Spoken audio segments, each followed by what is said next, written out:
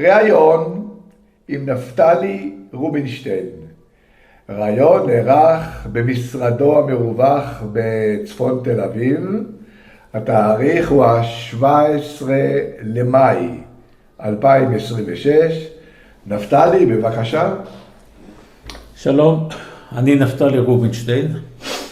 נולדתי ב-1946 בגרמניה, להוריי חיה וישראל רובינשטיין, שניהם ניצולי שואה מאותה עיירה בפולניה, כאשר אבי איבד במלחמה את אשתו ושלושת ילדיו ואת כל משפחתו, ואמי הייתה רווקה, הייתה צעירה ממנו. תגדיר מה זה ניצולים. האם שני הוריך הספיקו להיות במחנות או שלא? שני הוריי היו גם בגטו, שזה היה השלב הראשון. איזה גטו? בגטו קוז'ניץ, עיירה בפולניה, מרכז פולניה. ושניהם היו במחנות ריכוז. אבי המנוח היה חלק מהזמן בבית סוהר, ולאחר מכן הוא פונה למחנה הריכוז אושוויץ בירקנאו. הוא הגיע, היה לו מספר 37581, והוא הגיע לשם באופן מקרי לחלוטין בשבת, שהייתה פרשת שלח לך. לימים זו הייתה שבת הבר מצווה שלי, שאני קראתי את אותה פרשה. אבי היה באושוויץ, הוא יצא מאושוויץ, לא שוחרר אלא יצא מאושוויץ בסוף אוקטובר 44, זאת אומרת הוא היה כמעט שנתיים. רגע, מה זאת אומרת יצא מאושוויץ? הוא שוחרר? לא, הוא פונה מאושוויץ. על ידי מי? על ידי הגרמנים. הגרמנים פינו את האסירים מאושוויץ ופיזרו אותם במחנות ריכוז אחרים.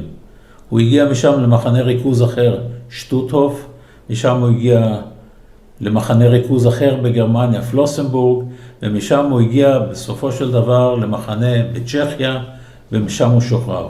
אמא שלי הייתה בגטו באותה עיירה, קוז'ניץ, אז עדיין לא היה לה שום קשר לאבא שלי, זאת אומרת רק הכירה אותו מרחוק, ההבדל ביניהם היה 17 שנה. היא הייתה לאחר מכן, היא הייתה במחנה עבודה, מחנה ריכוז עבודה, סקרג'יסקו, ששם ייצרו תחמושת עבור הצבא הגרמני. הבית חרושת הזה נדד ממקום למקום, בהתאם להתקדמות של הרוסים, עבר בפולניה ואחר כך בסופו של דבר הגיע ללייפציג שבגרמניה, שם המשיך לייצר תחמושת, ושם אמא שלי שוחררה על ידי הרוסים. הם חזרו לעיירה, כל אחד חזר לראות מי נשאר בחיים. הם הכירו עוד כשהם הם גרו באותה עיירה, אבל אמי הייתה צעירה מאבי ב-17 שנה, היא ידעה שהוא קיים, נשוי, עם 3 ילדים וכו'. זאת אומרת, הם הכירו את המשפחות.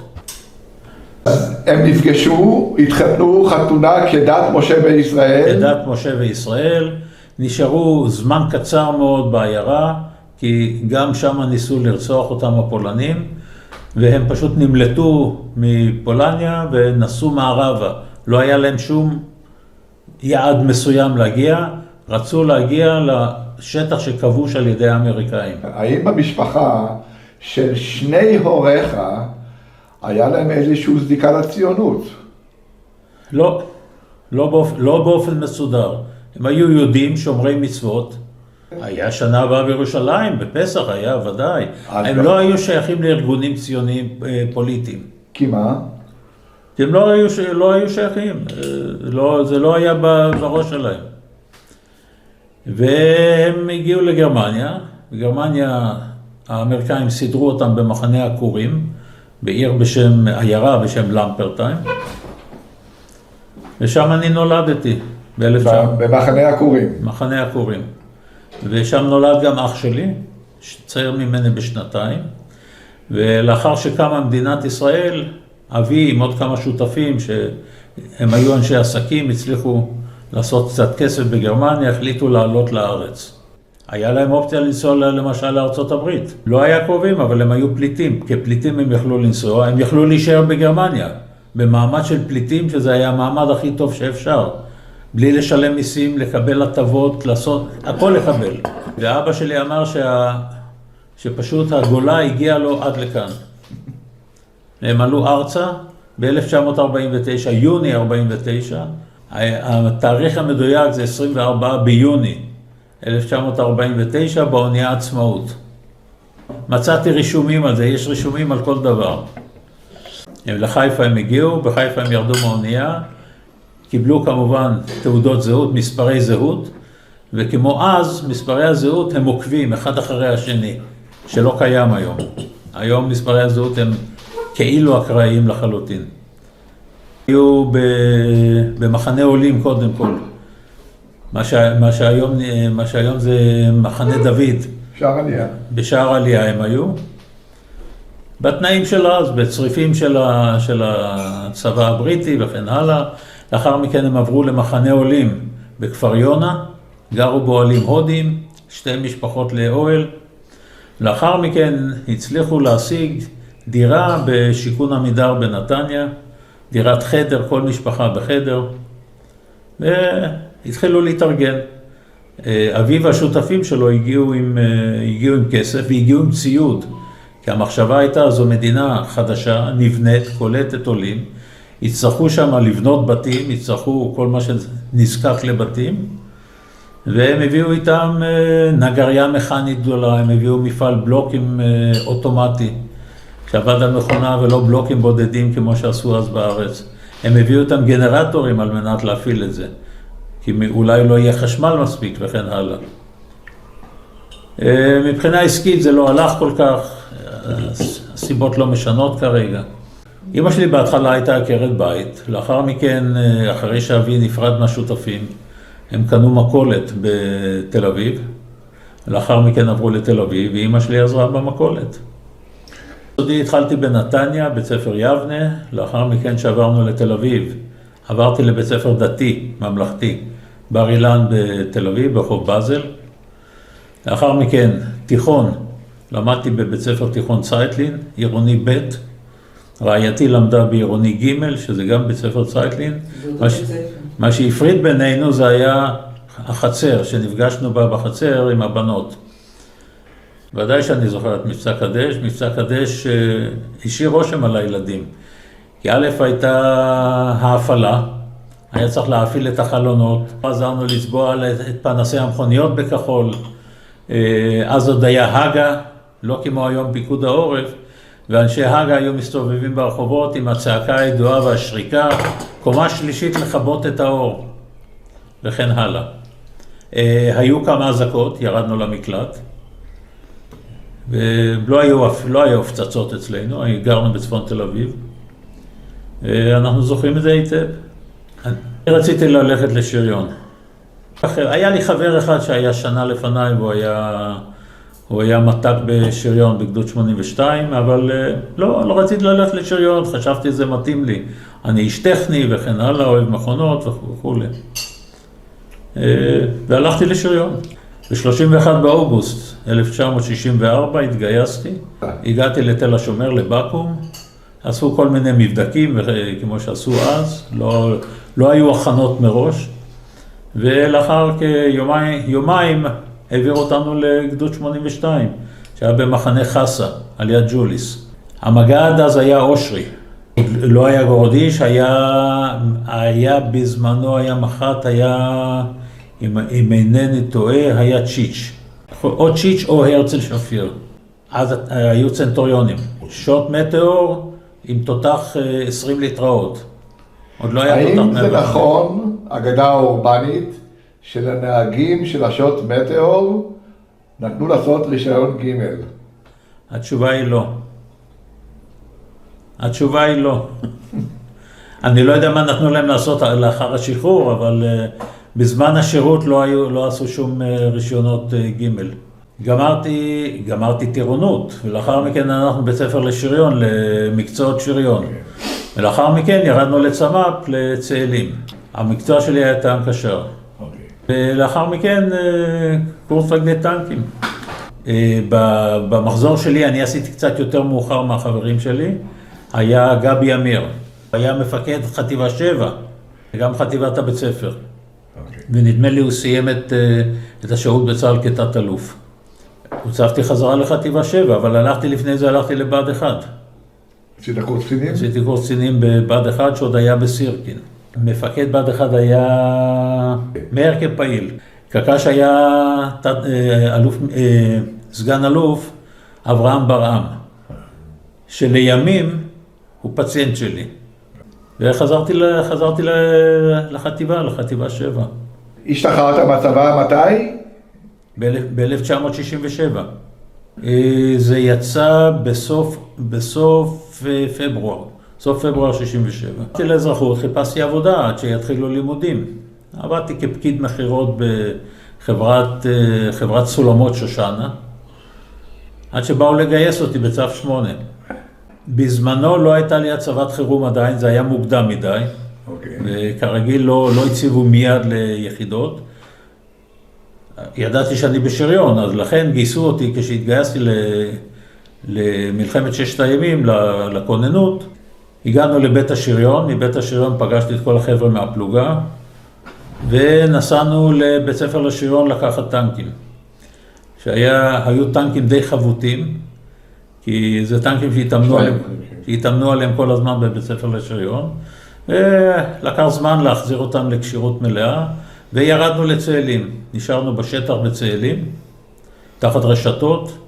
היחידה הייתה 520, חטיבה 520. הפלוגה הייתה מסופחת לגדוד חרמש של חטיבה 520. חטיבה 520 הייתה שייכת לאוגדה המרכזית, תחת פיקודו של האלוף יפה, יחד עם חטיבה 200. הספקתי להילחם, יצאנו למלחמה, הספקנו להילחם בסיני, תחת פיקודו של האלוף יפה באוגדה המרכזית. הגענו בציר המרכזי, הגענו עד למעבר המיתלה, הצלחנו איכשהו לעבור במעבר המיתלה, ובלילה של יום חמישי הגענו לתעלה. בפלוגה לא היו נפגעים, בפלוגה הזאת. היו הרבה חברים שלי שבחטיבה 200 נפגעו. היה מ"פ אילן יקואל, שהיה חבר שלי. זאת אומרת חבר, הוא היה בכיר ממני, אבל הכרתי אותו היטב עוד מהגדוד, שהוא היה קמב"ץ של הגדוד 82.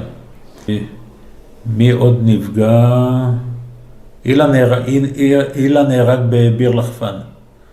כשזה היה קרב לילה מול המצרים, הוא הדליק פרוז'קטורים לאתר מטרות, פגז פגע בו והוא נהרג.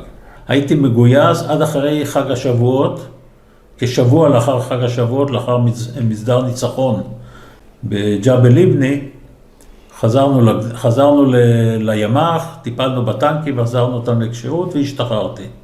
ואז חזרתי לחפש עבודה, חיפשתי עבודה עד הלימודים. בינתיים התחילו לקחת אותנו למילואים. המילואים הראשון היה בנובמבר 1967, עשיתי מילואים יחד עם גדוד 94 של חטיבה 200 ברמת הגולן. חזרתי הביתה, רציתי ללמוד רפואה.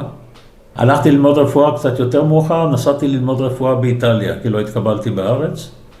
למדתי רפואה בעיר סיינה, שבאיטליה, מרכז איטליה בטוסקנה. המשכתי בלימודים ובד בבד עשיתי גם מילואים. הייתי בבית ספר לרפואה באיטליה. למדתי סך הכל 5 שנים שם. בגלל מלחמת יום כיפור, אני כבר אומר את הסוף לפני ההתחלה, בגלל מלחמת יום כיפור, בתי ספר לרפואה בארץ הסכימו לקבל סטודנטים שלמדו בחו"ל. התקבלתי לשנה חמישית בבית ספר לרפואה בתל אביב, וסיימתי בית ספר לרפואה באוניברסיטת תל אביב. מלחמת יום כיפור תפסה אותי לאחר ששנתיים לא הייתי בארץ, ולכן לא הייתה לי יחידת מילואים, כי הייתי מסופח לרם 70. כל מי שמעל שנה מבלה בחוץ לארץ עוזב את היחידה שלו, ומסופח לרם 70.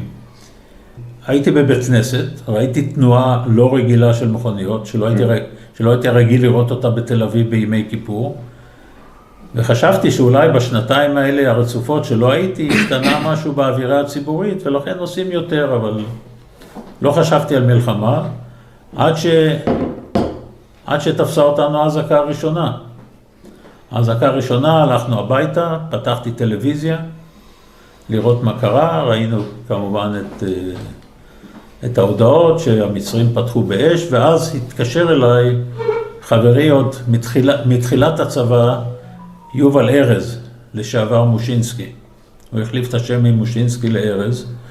הוא היה בקורס, והמינוי חירום שלו היה קצין אג"ם של חטיבה 11. כאשר לפני הקורס, הוא היה קצין אג"ם של חטיבה 188. וחבר אחר שלנו היה בקורס, אז הם התחלפו ביניהם. החבר סיים קורס, והגיע לחטיבה 188 כקצין אג"ם, והחבר שלי יובל הלך לקורס וקיבל מינוי חירום כקצין אג"ם של חטיבה 11, שהמח"ט שלו היה פדלה. אהרון פלד. אהרון פלד. החבר שלי יובל הרים לי טלפון, שאל אותי אם יש לי יחידה, אמרתי לו לא, אז הוא אמר תבוא אליי. אפילו את הנהג שלו, הנהג הגיע עם המכונית, לקח אותי ונסענו לימ"ח של חטיבה 11 בחצור. חצור הדרומית, לא חצור הגלילית, שהייתה צמודה לשדה התעופה. שם התכנסנו, התארגנו, הוא צירף אותי אליו למפח"ט, למפקדת החטיבה. הטנקים היו בעיקר שרמנים, אתה איש שוט? אני איש שוט. ירדת בדרגה לשרמנים? לא ירדתי בדרגה, עברתי לתפקיד אחר, לתפקיד יותר ארגוני מאשר לוחם. הגעתם לחצור, לחטיבת השרמנים, ואיזה תפקיד הועידו לך? הוא הועיד לי להיות קמב"ץ. עכשיו, לא הכרתי את האנשים וכולי, אבל עשיתי מה שיכולתי, את ההוראות קיבלתי ישירות ממנו, ולמחרת התחלנו בירידה לכיוון התעלה. אתה ירדת במסגרת מפקדת החטיבה? מפקדת החטיבה, ירדתי בקרמל דוקס שלו. ואתה קמב"ץ חטיבתי? הייתי אמור להיות קמב"ץ חטיבתי, בינתיים הגיע הקמב"ץ הקבוע, אז הוא החליף אותי, נשארתי בלי עבודה. ואני ירדתי בנהג עם הקרמל דוקס, ירדנו לתעלה עד לבלוזה. בבלוזה ירדתי משם, הצטרפתי לנגמ"ש של החבר שלי יובל ארז, וירדנו עד למבואות התעלה מול קנטרה, ששם החטיבה תפסה קו על מנת לחסום את המצרים שלא יעלו על כביש החוף והגיעו משם לתל אביב. כעבור יום הבנתי שאין לי מה לעשות שם בנגמ"ש, הייתי, איך אומרים, גלגל חמישי בעגלה. אמרתי לחבר שלי יובל שאני חוזר לבלוזה, שלא הייתה רחוקה, זה היה הבסיס העורפי שלנו בסיני, ואמרתי, אני אנסה למצוא טנקים שאני אוכל להילחם איתם. ואכן כן, בבלוזה מצאתי טנק עם 3 אנשי צוות, חדש לגמרי, שוט קל. האם זאת הייתה הפעם הראשונה שעלית על שוט קל? לא, הייתי על שוט קל לפני זה. עשית הסבה במילואים? כן. ב-1971 עשיתי הסבה במילואים, ושירתתי על הטנקים האלה, גם במילואים שהייתי אז, הייתי 56 יום במילואים אז. בכל אופן מצאתי טנק שוט, מתאים לגמרי עם 3 אנשי צוות, חוץ ממתק. באישור של מפקד החטיבה פדלה, שהוא הודיע למי שהיה צריך להודיע שם, הטנק צורף לחטיבה, עליתי על הטנק וחזרתי לקו, להיות עם המפח"ט. זה הפך להיות טנק מח"ט. נלחמנו ב-15 לחודש, הייתה התקפה של המצרים, התקפה די גדולה, לא רק אצלנו, היה כנראה בכל הגזרה. הגיעו מולנו טנקים מצריים, ירינו, פגענו בטנקים מצריים, אבל לא התקדמנו לתוך השטח. זאת אומרת, נשארנו על הקו, בעצם על הקו של התעוזים יותר, על מנת לשמור ולחסום את המצרים מלהגיע לאזור כביש החוף. עד הלילה שבין ה-21 ל-22 באוקטובר, שבאותו לילה החטיבה קיבלה פקודה לרדת דרומה, דיברו על שהולכת להיות הפסקת אש ב-7 בערב של ה-22 באוקטובר. היה כנראה ניסיון להגיע עד לתעלה ממש, לכבוש את השטח ששם ישבו המצרים. אנחנו הגענו לאזור, המפח"ט הגיע לאזור של התעוז מרור, ותפסנו עמדות. אני תפסתי עמדה לצפון התעוז מרור, וחיכינו לפקודות. לא רחוק ממני היו 2 נגמ"שים של מפקדת החטיבה, שבאחד מהם היה החבר שלי, יובל, קצין אג"ם. ובערך לקראת השעה 11, כל הזמן הייתה הפגזה, מהבוקר הייתה הפגזה כל הזמן על האזור. בערך בשעה 11, לפתע חטפתי טיל, סאגר, בטנק. עמדנו בעמדת תצפית, כרגיל. מתברר שהצוות סאגר שתקף אותנו, היה לצפוננו, זאת אומרת, הוא תקף אותנו מהאגף. ובאמת חטפתי את הטיל בצד ימין של הטנק. בצד של המפקד. אני נפצעתי, לא קשה, נפצעתי בעיקר ביד, רסיסים כמה בבית החזה, לא היה נורא. התותחן לא נפגע בכלל, הנהג לא נפגע בכלל, הטען קשר נפגע וקיבל רסיסים בעיניים. יש לך את השמות של אנשי הצוות? אני לא זוכר אותם כל כך, מאז לא ראיתי אותם, כי זה לא היה צוות אורגני שלי בכלל. לא היה לך צוות אורגני? לא היה לי צוות אורגני שם, לא הייתי אורגני בחטיבה בכלל. ניסינו קודם כל לכבות את האש שנדלקה. לאחר מכן, כשהגעתי לתאג"ד, הבנתי שגם קצת נחרחתי בפנים, אבל זה לא היה משהו רציני. לאחר שלא הצלחנו לכבות את האש, המטפים עבדו בחלקם רק, והאש המשיכה, הטנק היה עמוס בדלק ובתחמושת וכו'. פרקנו, הוצאתי את הנהג גם, כי הוא לא שם לב למה שקורה, קשר פנים נפגע. והגענו בכוחות עצמנו, הגענו לתעוז שהיה דרומית לנו, אני מעריך כחצי קילומטר. כי מה שבעיקר דאגתי שהטנק השער יקבל טיפול רפואי. אפשר להגיד שכבר אז עבדת כרופא. הייתי כבר סטודנט לרפואה. סיימתי שנה חמישית באיטליה. עבדתי גם בקיץ לפני זה, עבדתי כאח בחדר מיון בבית חולים איכילוב. בכל אופן, היה תאג"ד בתעוז, טיפלו בטנק השער, טיפלו בי, חפשו אותי, וחיכינו שתרגע ההפגזה קצת על מנת לפנות למקום שאפשר לקבל טיפול יותר טוב. לקראת השעה 2 פינו אותנו לבלוזה, בבלוזה, בבונקר. פגשתי מכיר שלי, רופא מאיכילוב, שהוא לא הכיר אותי כי הייתי קצת צרוב בפנים. בכל אופן, משם פינו אותנו לפלרק, פלוגת רפואה קדמית, שגם שם פגשתי חבר אחר שלי, גם רופא היה. בכל אופן, משם פינו אותי לבית חולים באשקלון, באוטובוסים שהיו מיועדים לפינוי פצועים, רובם בישיבה, מי שלא היה צריך לשכב ולא שכב. ובבית חולים באשקלון באותו לילה רצו להכניס אותי מיד לניתוח. אז אמרתי שאני לא הולך לשום מקום עד שאני לא מדבר עם רעייתי. לכן כן, ניגשתי לטלפון הציבורי, צלצלתי, הודעתי קודם כל שאני חי ולא היה אכפת לה בכלל שהיא לא שאלה אפילו מה קרה לי, כי כל זמן שאני מדבר סימן שאני בסדר. לא היה אכפת לה לקבל אותי עם רגל, בלי רגל, עם יד, בלי יד, היה בסדר. זהו, ואז נותחתי, ובו בלילה היא באה לבקר אותי יחד עם אבא שלה ועם אמא שלי.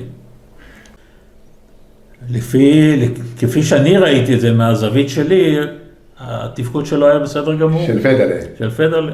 כן. ואומנם, איך אומרים, הייתי הקטן שבחבורה שם, לא הייתי איזה מפקד דגול או משהו כזה. אבל הוא היה בסדר. אבל על פי מה שנראה לי וגם מה ששאלתי אחר כך, ביררתי וראיתי תחקירים של החטיבה, נראה שהוא תפקד יפה מאוד.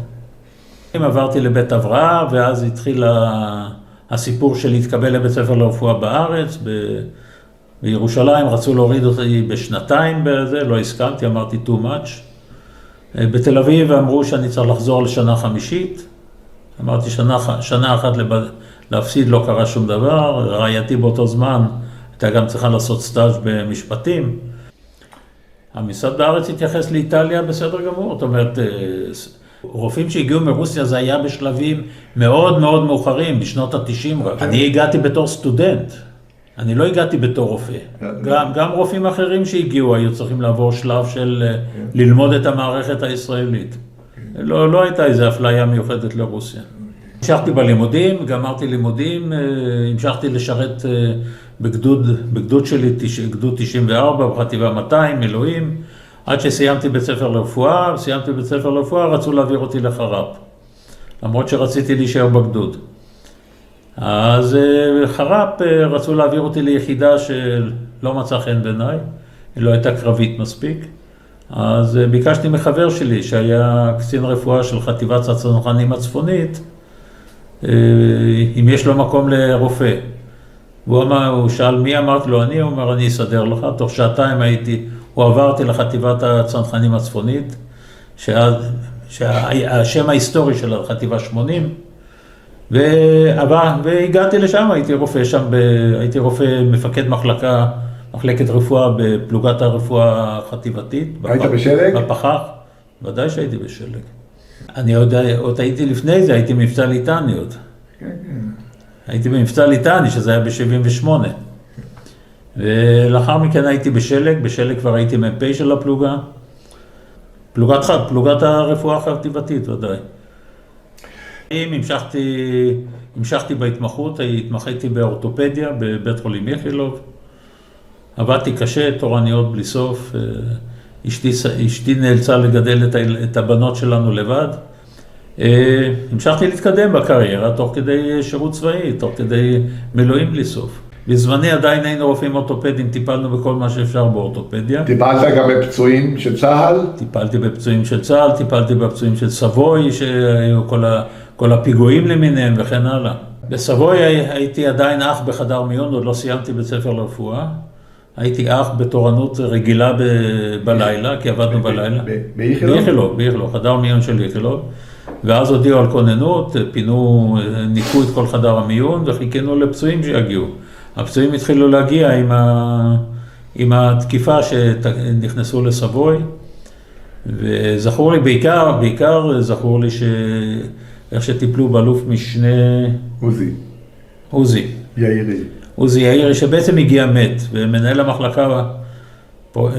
המחלקה הכירורגית, פרופסור וישניצר, עמד לידו וכל הזמן וטיפל ואמרו אל תעזבו אותו, הוא יחיה, לא עזר, הוא נפטר. יש כל מיני פצועים שפגשתי אותם, טיפלתי בהם, היה פיגוע אז בזמנו של האוטובוס בכביש החוף. הייתה שבת רגילה, לא הייתי תורן, הייתי בבית ופתאום מצלצל בטלפון. בבית שלנו עונים לטלפון בשבת. אנחנו איך אומרים בכוננות. צלצל לטלפון, צלצל חבר שהוא היה תורן בדיוק בשבת. הוא אומר לי, נפתלי, אומרים שיש כוננות, יש איזה פיגוע גדול, תבוא. פחד להישאר לבד, הגעתי מיד לבית חולים, ומיד התחילו להגיע פצועים. אחד הפצועים הכי קשים שהיו אצלנו במחלקה, שלבסוף לא נותרה ברירה. בהתחלה קרתנו לו, באותו לילה, קרתנו לו רגל אחת, ולאחר זמן קרתנו לו את שתי הרגליים, וזה היה פצוע יוצא מן הכלל, עם רוח יוצאת מן הכלל, שאיבד את אשתו וילד נדמה לי איבד בפיגוע הזה. דרך ואמר שסוף סוף הוא יוכל להיות גבוה, כי יסדרו לו פרוטזות יותר גבוהות, אז הוא יוכל להיות גבוה. קטיעה צריך לעבוד עם מסור, כן. אתה עשית את זה?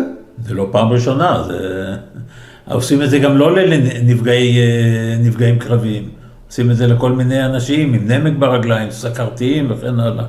צריך לחתוך את העצם, חותכים ממה שאפשר. אין דבר כזה לעשות בלי הסכמה. אלא אם כן זה מקרה חיים המוות, אז 3 רופאים צריכים לחתום על הסכמה לניתוח, 3 רופאים בכירים, אבל תמיד שואלים, אין דבר כזה לא לשאול. הייתי כל הזמן באיכילוב, מהיום הראשון שהיותי רופא מהסטאז' ועד שיצאתי לפנסיה הייתי באיכילוב.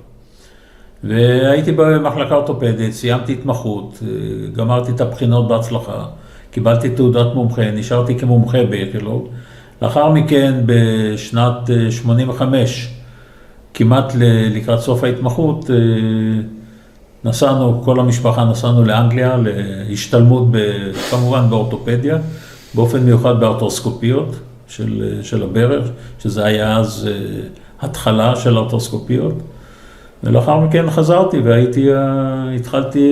הייתי הראשון שהתחיל ארתרוסקופיה, מה שנקרא כירורגיה ארתרוסקופית באיכילוב. זאת אומרת, לעשות ניתוחים דרך הטלסקופ.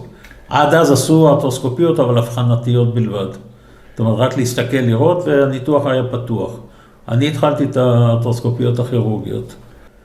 אני רופא, אני רואה את עצמי כרופא אורתופד מהיום שסיימתי בית ספר רפואה, משנת 1975. אנחנו כבר 51 שנה. 51 שנה אני רופא. אני עדיין רופא, עדיין עובד, עדיין משלם מיסים. טוב. זו תמונה ממלחמת ששת הימים, מסיני. זה בהפוגה שתדלקנו וחימשנו את הטנקים מחדש. לא יכלו להגיע אלינו הדרגים, נאלצו להצניח לנו, גם תחמושת, גם מים, גם דלק. וכאן עשיתי הפסקה לכל משהו ממנות הקרב, לפני שממשיכים להילחם. זה היה ביום רביעי בשבוע, זאת אומרת יומיים לאחר תחילת המלחמה, לקראת הקרב בג'בל ליבני. זה טנק, זה בעצם כבר על גדות התעלה.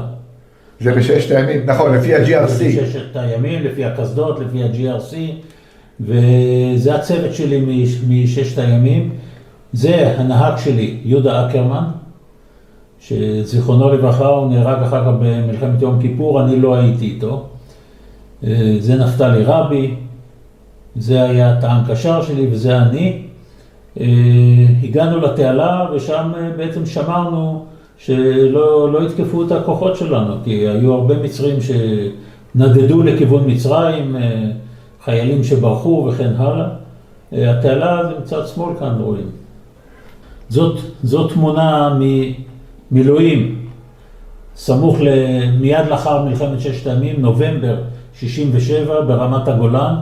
כאן זה אני, זה חבר שלי לפלוגה עוד מהטירונות, אריה פלדמן, וזה חבר שלי יובל ארז, שבדיוק הגיע באותו לילה, חזר מקנדה, לאחר שמלחמת ששת הימים הוא לא היה, ובאותו לילה הוא הגיע לקונטרה, למפקדת חטיבה 7, נכנס למח"ט גורדיש ואמר לו, אני עכשיו מתגייס לקבע. הוא התגייס לקבע עד שהוא נהרג במלחמת יום כיפור. זו תמונה נופי לבנון. נופי לבנון, מתוך לבנון, במלחמת שלום הגליל, מה שנקרא היום מלחמת לבנון הראשונה. זה באחת ההפוגות שלקחתי את הפלוגה, כאן הייתי כבר מ"פ, לקחתי את הפלוגה לסיור, על מנת, אומרים, שלא ישתגעו יותר מדי מלשבת בלי לעשות שום דבר. ופה קנינו כמה דברים באיזה חנות מכולת לבנונית. איזה כסף? כסף ישראלי, התקבל שם יופי. זה שדה התעופה בביירות, Welcome to Lebanon, מתקופת שלום הגליל 1. אז היינו כבר שם. עכשיו חוזרים כל השמות, בינג'בל וכן הלאה. איפה שהיינו כבר, ביקרנו שם, נלחמנו שם וכן הלאה. זו חביבה רעייתי, והכרנו מזמן עוד בבית ספר תיכון, אבל היא הייתה אחות של חבר שלי שלמד איתי בכיתה, לא בתור זוג.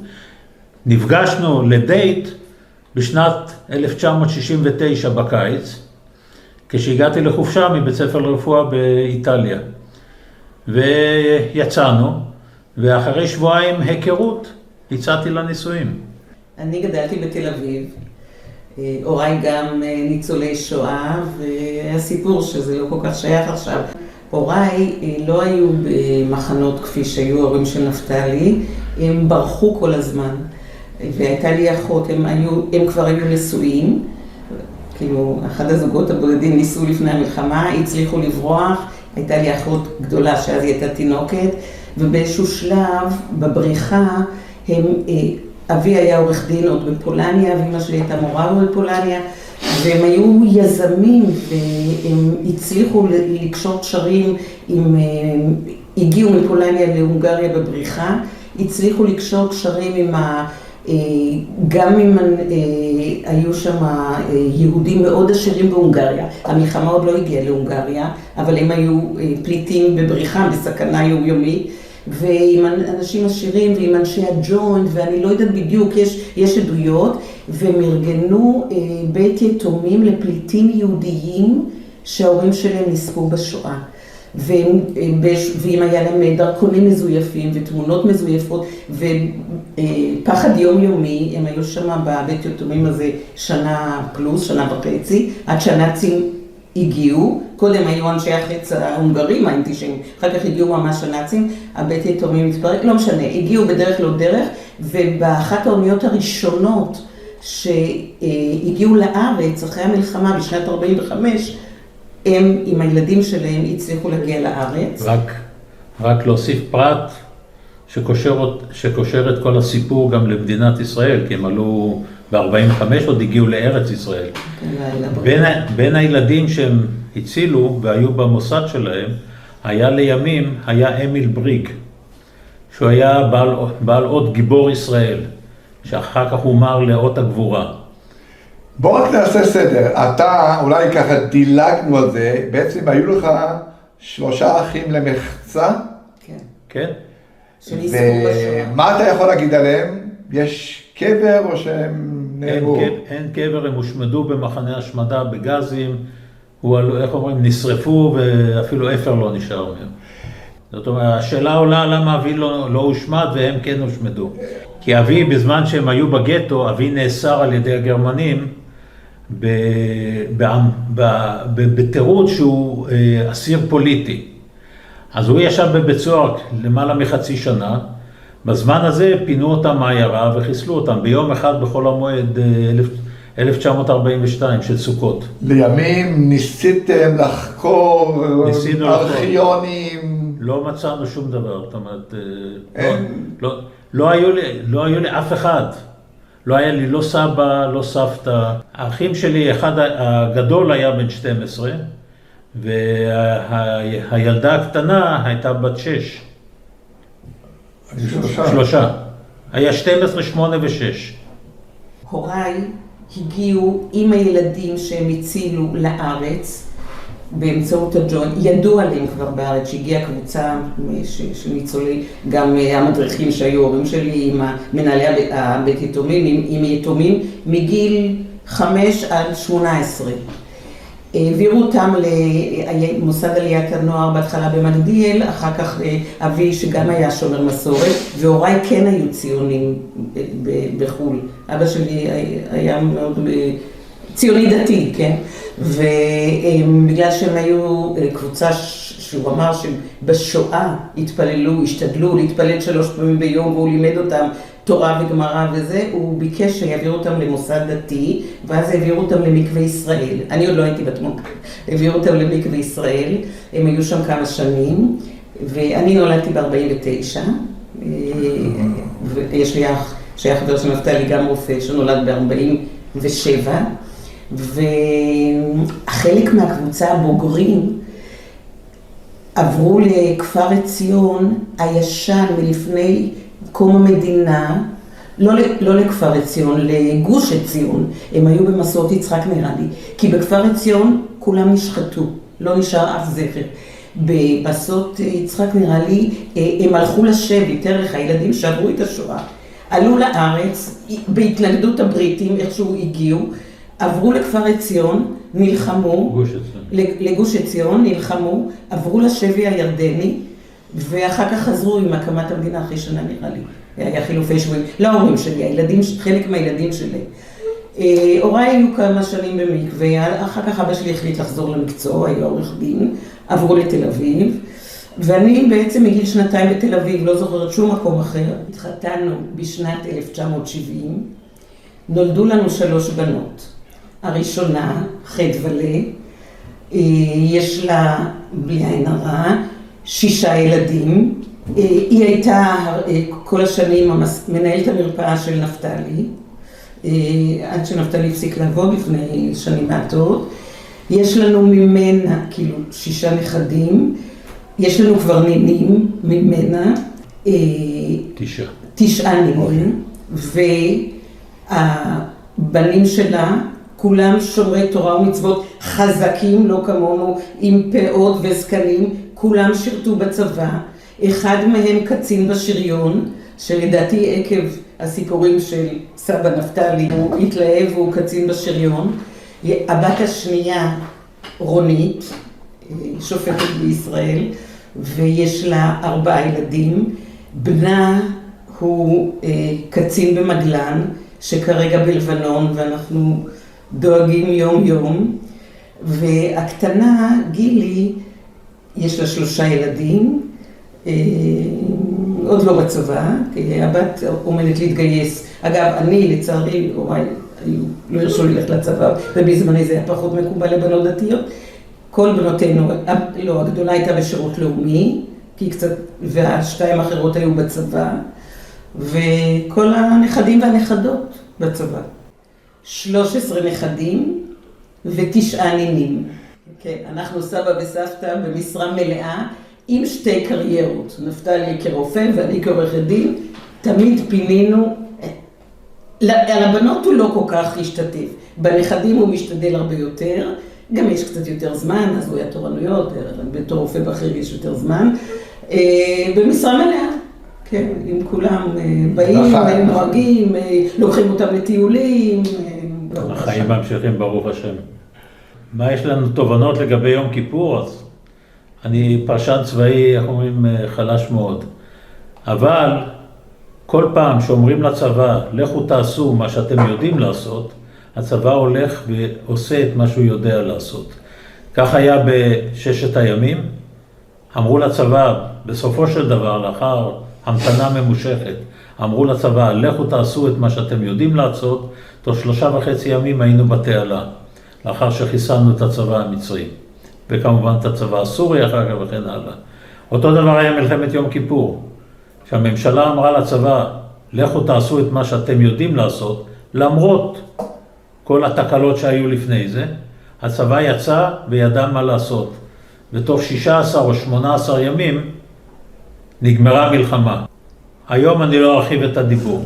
לא, אתה מתכוון שהצבא כן עושה את מה שצריך, אבל... הצבא כשאומרים לו לעשות את מה שהוא יודע, הוא עושה את מה שהוא יודע, הוא עושה את זה בצורה מצוינת, עם רוח שלא פחות משלנו, אולי יותר אפילו משלנו. אנחנו מעולם לא עשינו כל כך הרבה מילואים, מעולם לא. אף אחד לא עשה כל כך הרבה מילואים כמו שהחבר'ה הצעירים עושים היום, זה פשוט לא יאומן. הדבר הכי בולט בעדות שלך זה הרהיטות. אתה, במה שאתה מעיד, אתה עושה את זה בצורה הכי ברורה, הכי מדויקת, בלי היסוס, ואתה פורס את נקודת המבט שלך בצורה הכי מדויקת. בכלל, כל הפרויקט, אני אומר את זה עשרות פעמים, מתמקד בשתי מילים. נקודת מבט. כן. כל אחד נותן נקודת מבט שלו, וכל נקודת מבט היא חשובה, שייכת, משתלבת במארג ובפאזל הכללי, וככה נבנה הפרויקט, וככה נבנה הזיכרון, והכל חשוב ומתועד. לכן אנחנו זמן קצר לפני חג השבועות, אז אני כבר רוצה להגיד לכולנו חג שמח, ולהודות לכם על הרעיון המצוין הזה. תודה רבה.